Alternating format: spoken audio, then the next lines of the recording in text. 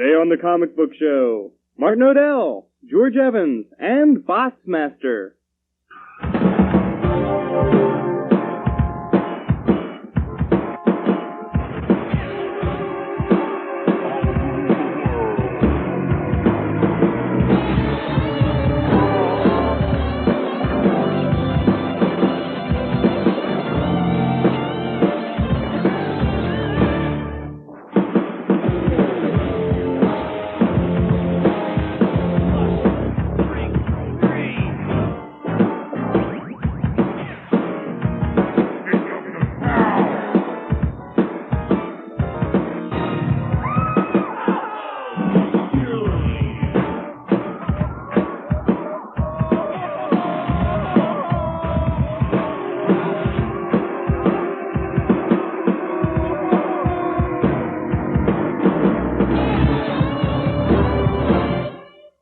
Welcome to the Comic Book Show, the biggest TV show about comics. Your central authority for cartoons, comic books, and collectibles, and other stuff that doesn't begin with C. Welcome to the show. I'm your host, Tony. And I'm Nikki. And this is show number 11. Well, let's take a look at today's Super Tune. A Super Tune is a tune about superheroes or heroic exploits. Today, Botmasters. It's a beautiful day here at the Boys Invitational Golf Bets. Ladies and gentlemen, bogeys ready to tee up. This great champion takes a couple of practice swings. He addresses the ball. And it's a beautiful drive. Look at the height. Look at the distance. Look at that explosion. I didn't really like Botmaster cartoon. I did enjoy the 3D effects, but it's pretty much the same as every other American cartoon. It's a bunch of toys shooting at each other. Tony never likes anything that I like. Please help me. Write in. Stick up for me. No, Botsmaster, don't listen to him. It's a great show. The 3D effect is fantastic. The animation overall looks great. Our hero, ZZ, Ziv Zoolander, one of the best, I think, in... Stop it! He is a good hero, and I like the name, thank you. No, really, Botsmaster is a good show. The characters' personalities are very well developed. It's a fun show to watch. Even though the time slot cheats at 6:30 a.m. in the morning, it is worth either getting up or setting the VCR, taping it. I watch it. I love it. It's one of my favorite shows this season. I wouldn't get up that early for Batman. Let's rate Botsmaster on the Mighty Meter. The Mighty Meter rates movies and cartoons from 5 to 1. 1 to 5. 5 being mighty good and 1 being Botsmasters. I'm going to give Botsmaster a 1. Botsmaster is a great, fantastic, wonderful, I can't think of enough positive adjectives to talk about it. It's great. It gets a 5. Mm-hmm. A 5 from me. You hear that, DiGirolamo? A 5. Shut up. This week in comics, I want to recommend a book. What am I recommending? Oh, yeah, Gru. Gru the Wanderer. I read like every comic. I can't remember them all. Gru the Wanderer is a really good book. It's by Sergio, and I can't pronounce his last name, Argoniz. Is that correct? Not if that's correct, Mike, our flow manager. Sergio has a really great book. It's if you're tired of all these comics where people's heads get ripped off, and you want a nice comic that's just kind of fun, it's sort of like Conan the Barbarian, and it's just sort of a fun book. I recommend from Marvel Comics, Night Stalkers, especially because Tony doesn't like it. Yes, Night Stalkers is one of Marvel's Midnight Suns titles. Check it out. It's really cool. It's about 3 classic Marvel, creature of the night stalking type guys that go out. You got Hannibal King, Blade, great. Frank Drake relates to Dracula. They go out and go after vampires and all kinds of monsters and stuff that go bump in the night. But didn't you like Gru? Did you like Gru? You don't like Gru? You don't want to talk about Gru? I look at Gru and I think of you, okay? Oh, all right. Excuse me, okay. Miss Night Stalker. Okay. Miss Night Stalker, excuse me. The crappy book that is.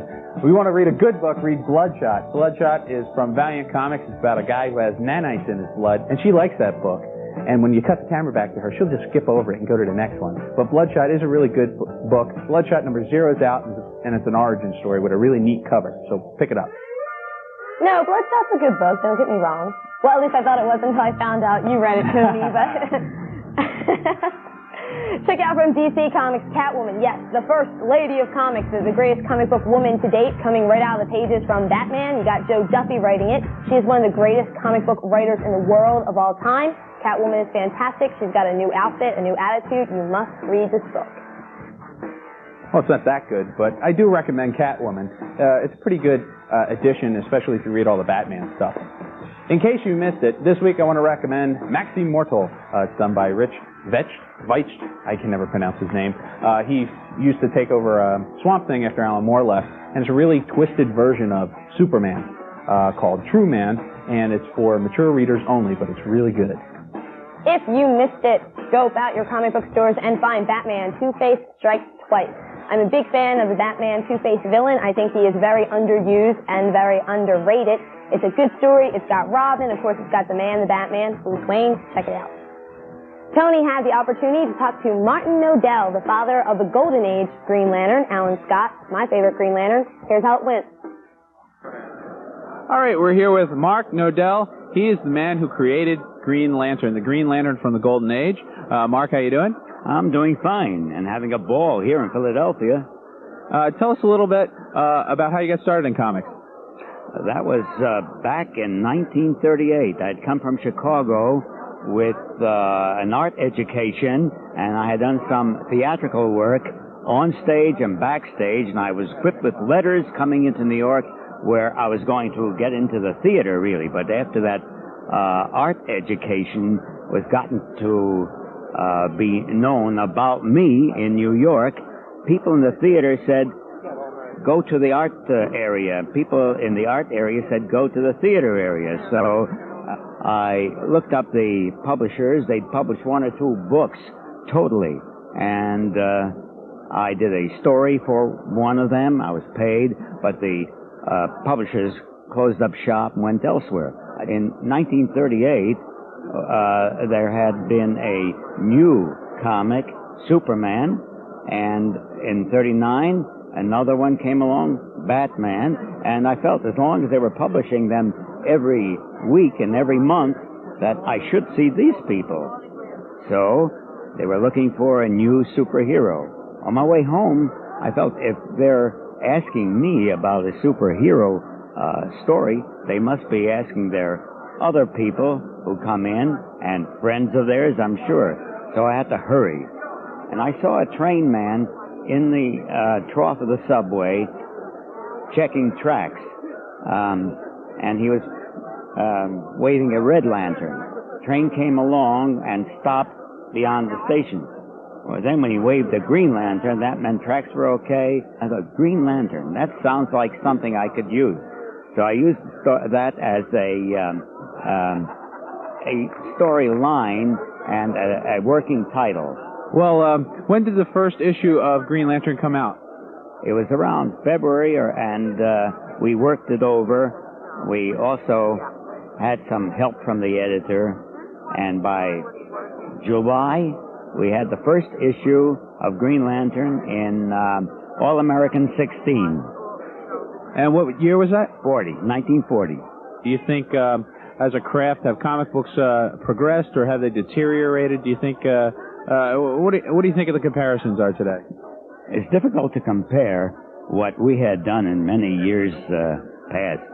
The work today, I think, by most artists, is much more sophisticated than the art was when I worked on it.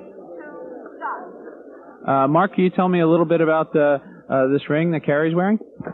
Yes, it's a ring that I designed after people were calling my wife Mrs. Green Lantern. But we thought that a ring would be the next thing that she could identify with Green Lantern. And it was made up by a jeweler from my design.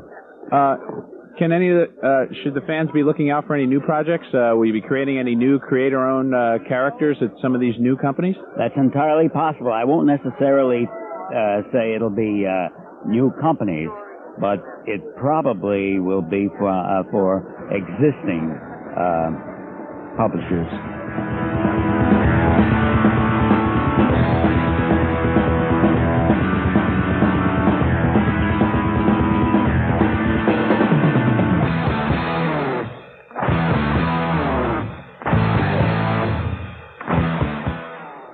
Have you called Bill Cole Enterprises yet? Have you? You have not? Well, you better call them. because they make Mylar Snugs and comic book preservation supplies. Bill Cole Enterprises. These are the same people that supply the Library of Congress and the National Archives. They don't mess around. They keep the Bill of Rights, the Constitution, the Declaration of Independence fresh. Think of what they could do for your comic books. And not just Mylar Snugs. No. Acid-free backing boards, boxes, Mylars for every age of comic books. Everything is color-coded, so you don't get confused. Blue for Silver and Golden Age, black for current comics, and even purple for magazines. And now they have Mylar Snugs for ash cans. Will you listen to me? Ash cans! Bill Cole Enterprises, available at your local comic book store, or send away for their free catalog of preservation supplies. It's free. You just have to write them a letter. Bill Cole Enterprises, P.O. Box 60, Department CD, Randolph, Massachusetts, 023680060. Or to place an order, call 617-986-2653. Bill Cole Enterprises. Ask for them. Ask for them. By name. DC. Incredible. Action. Astonishing. Adventure. The coolest heroes. The hottest heroines. And the most outrageous villains. Too tough for TV. In the universe. These ain't your daddy's comic books, fanboy. The DC Comics. Available at Marvel Comics in Princeton and New Brunswick. Order a signed copy of Zen Intergalactic Ninja number 0. This best-selling black and white comic is signed by Zen's creator, Steve Stern. Send $14.95 check or money order to All America, 331 North Broad Street, Philadelphia, PA, 19107. This is a limited offer. Well, starting with issue 48 is the start of the Emerald Twilight series. It's a 3-part series, 48, 49, and 50. And basically, Hal goes off the deep end. He goes to Coast City, which is the aftermath of the Reign of Superman storyline. Goes there, tries to bring back the town. The Guardians show up and say, listen, you are not supposed to use your ring for personal gain. Give us the ring back. And he says, yeah, but what about for personal loss? He said, it doesn't matter. Give us the ring back. And he says, no, I'm not going to give you the ring back. There's a little bit of a scuffle. And he shoots off into space going toward Oa to get more power to bring Coast City back. The Guardians send the entire Green Lantern Corps against him. He virtually defeats the entire Green Lantern Corps. And who, Hal or Guy? Hal. Okay. Hal does. And so the Guardians figure, okay, who can we possibly get to stop this guy? Who's been stopping him before? Sinestro.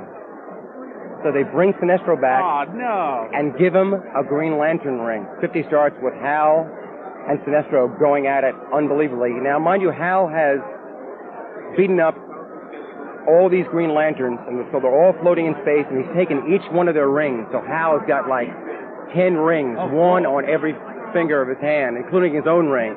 So there's a very cool picture of it.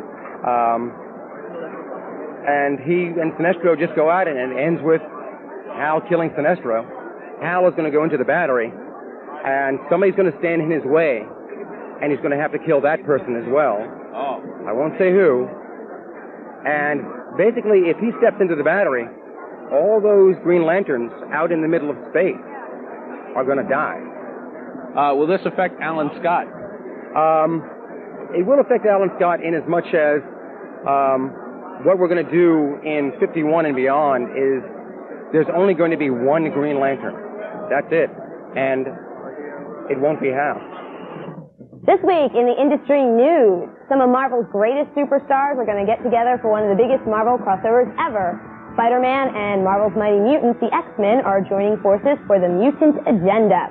This will be the big storyline that will be crossing over with the King's Feature Spider-Man newspaper strip.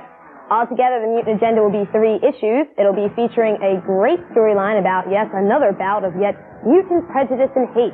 But the leader of this hate gang is going to be the infamous Spider-Man villain, the Hobgoblin. Imagine that. Yes, it's scheduled for release in January, so be on the lookout for it. Also, those of you who are fans of the DC Collectors Bisque set, they just got done putting out Superman, the Man of Steel. Make shelf space because the next Bisque is on its way, and it is Robin. Da-da-da. The Boy Wonder, yes, Robin is the next Bisque. Of course, you gotta be a little bit patient because Robin won't be out until late 94. First glances of Robin could have been caught at the DC booth at Comic Fest 93. And Malibu apologizes because it's official now. Genesis number 0 will be delayed due to flaws in the cover, but they promise as soon as those flaws are taken care of, Genesis number 0 will be made available for you to buy. Checking the role-playing news, I know what you're saying. You're saying, Tony, what does a role-playing game have to do with comic books? Well, for those uninitiated civilians out there, a role-playing game is basically when you have a group of, say, 4 people. You take 3 of the people, they create their own characters with traits and attributes based on numbers, while the 4th person, the game master, creates the setting and situation for the fictitious characters to interact. What does this have to do with comic books? Well, there are several role-playing games on the market based after superheroes. 2 of the more generic games are Villains and Vigilantes, which is a nice, kind of simple game, good for beginners, and the Champions role-playing game, which is a little more complicated, but it's really good. Marvel Comics has a game based after its characters that is published by the gaming company TSR, which also publishes Dragon Magazine. Each month in the Dragon Magazine, they have a section with gaming tips for the Marvel role-playing game. Mayfair Games publishes the DC Superheroes game. The 3rd edition rules came out a few months ago, and DC has a regular newsletter with updated information for the game. But the newest game is from AC Comics, the publishers of FemForce. Their role-playing game is called Super Babes and will be out in time for Christmas. And while we're on the topic, let's do a brief role-playing review. The fine people at the Game Lords sent us their new game. It's called Metascape. It comes in a beautiful box set. Ah, wonderful, beautiful, with plenty of rule books and metal figures. Unfortunately, you want to set aside about 2 months to read the rules because they're really complicated and really long, and it's a completely alien setting. Metascape wasn't the worst role-playing game that I ever played. It just seemed to move a little slow, kind of on the tortoise level. Yeah, it's definitely another game you can play in, say, just an evening. It takes too long to make the characters. Let's rate this game on the Mighty Meter. I'm going to give Metascape, I give it a 2. I'm going to give it a 2.5. It wasn't that bad. Nikki went down to the comic stop a few months ago to interview the legendary George Evans, artist for the legendary EC Comics. Here's the report. So when did you start drawing? When? You don't want to go back that far. I started when I was about 4 years old because I had a bad ear infection and couldn't go out in the cold weather. And there were no radios. This was back in the dark ages. There were no radios, television, nothing. You had to use yourself. What artist influenced you early in your career? The old, naturally, the comic people in the newspapers. You know, Roy Crane, Captain Easy, Washed Up, Boots and her buddies. Again, ancient history stuff. What motivated you to do the aviation art pieces? I got hooked on aviation when Lindbergh flew the Atlantic, and I was going to be an aviator myself. Well, it's a more complicated story than that, because with the ear problem, I had it from the time I was 4 to about the time I was 12 when they put me in the hospital and operated on it, and they had my skull opened up, and I had to sit there, everything just, my head braced. But I could look out the window, and there was an airport nearby, and there were those old biplanes stunting, and, you know, what could be better? What was it like working with EC Comics back in the early days? EC was one of the best outfits there was. Bill Gaines was one of the nicest, most honest people that ever came into the comics business. And my good friend Al Williamson acted as an agent and took me around to talk to them up there. And they gave me a script, and I went to work for them. And every day, every visit to the place was a pleasure, because they were that kind of people. When it finally did fold, they did all this reprint work. We had signed checks, which was a quit claim on everything, but just the same, when they began to reissue the stuff that you see now, good old Bill shared all the loot with the rest of us, so that about every Christmas we would get a check from Bill Gaines. What do you think of comic books and the comic book industry today compared to the early years? They sure pay better, and they have a lot more opportunity to do a bigger variety of work. For the general comic books, I'm astonished at the prices they get. And the scanty number of pages they get for what they pay. But I have a grandson who is hooked into them hopelessly. Do you feel the quality is still in the industry? Oh, there are a lot of people in it who really work hard on it. A lot of writers who put a lot of time and effort into it. A lot of talent. But there's a lot of, what do you call it, schlock stuff out there too. And yet, I guess each type appeals to somebody, or they wouldn't be there, right? That's right. Thank you very much, Mr. Evans, and I hope you have a very good day here today. Well, it looks that way, doesn't it? Thank you for bothering to interview old Father Time here. I'm still into it. Let me give a plug for the thing. I do an adventure strip, Secret Agent Corrigan it's called. It was begun with a script by Dashiell Hammett, and the hero in it is about twice as old as I am, but he stays young. Dorian Gray. That is great. Thank you once again. Thank you. George Evans, the living legend, here at the Comic Stop in the Willow Grove Mall. The Comic Book Show will be right back. For the best selection in mainstream and independent comics, visit the Comic Collection on Bustleton Avenue and Street Road in Feasterville. We have the largest backstock variety in the area. Line Comics. The Comic Kingdom, 6118 Ridge Ave in Philadelphia. We're open 11 to 7 Monday through Friday, 10 to 6 on Saturday, and 12 to 4 on Sunday. If you mention this ad, you'll receive 10% off your next comic book purchase. That's the Comic Kingdom, 215-482-9937. Order a signed copy of Zen Intergalactic Ninja number 0. This best-selling black and white comic is signed by Zen's creator, Steve Stern. Send $14.95 check or money order to All America, 331 North Broad Street, Philadelphia, PA, 19107. This is a limited offer. This week's Lucky Letter. Dear Comic Book Show, why is it Wait a that... minute. What happened to the sketch? We didn't do the sketch. We're supposed to do the sketch. We don't have time to do a sketch today, Tony. We do a sketch every single week, Nikki. I think these people deserve a sketch. I have a lucky letter here, and I'm reading it. We do not have time to do a sketch We do a sketch every week. There is no time to do a sketch today. All right, fine. You read the letter. I have to go somewhere. Ahem. Dear Comic Book Show, why is it that the new Batman is so dead set against wearing the original Bat costume? I'm really sorry, guys, but there's not going to be a sketch today. What? She doesn't want to do it. We ran out of time. Forget it. I'm really sorry. Can you come back next week? Lucky letter. It is time to answer the letter. Dear Comic Book Show, my name is Chris. I live in a neighborhood where kids love Marvel Comics, especially Daredevil in his new costume. Oh, you would like that place. I am 14. I love comics, especially Superman. And my question is, when do you think Superman and Doomsday will meet again? And if so, do you think he will meet his fate as in Superman 75? Please try to answer this question. Your friend, Chris, and I can't pronounce your last name. It's like Quigala. Chris? Yes.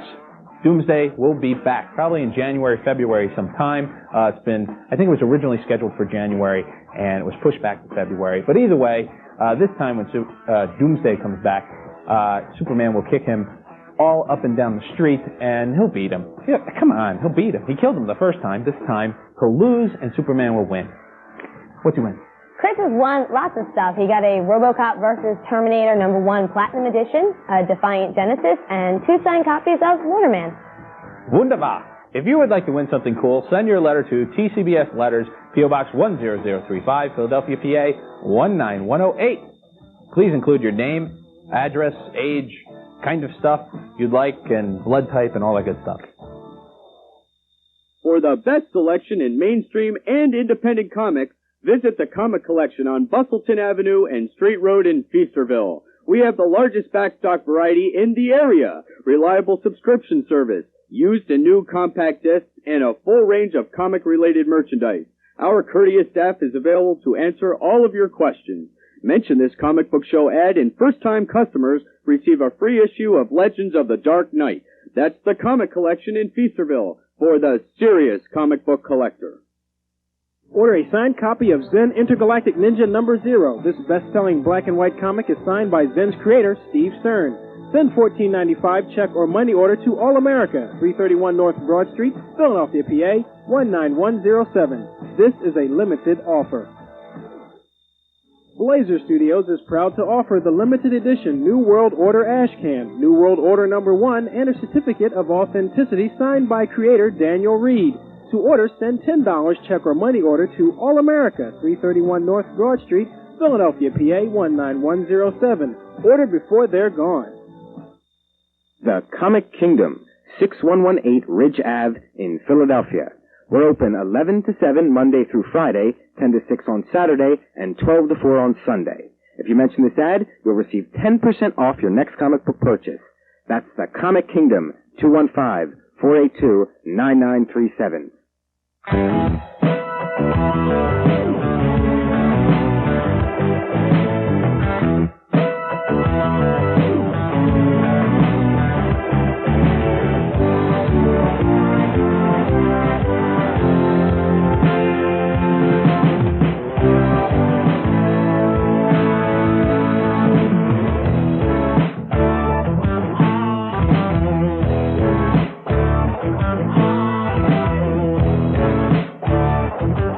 And that's it this week for the Comic Book Show. Tune in next week. We're going to have more movies and cards and games and stuff. All kinds of things. Comic books like you've never seen them before. Yeah. Well, we haven't decided what's going to be in the next show, but well, we'll surprise you. See you next week. Bye-bye.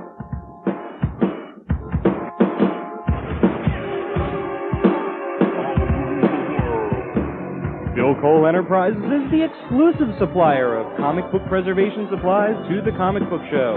Ask for their products by name. And remember, when you go to your local comic store, say you saw it on the Comic Book Show.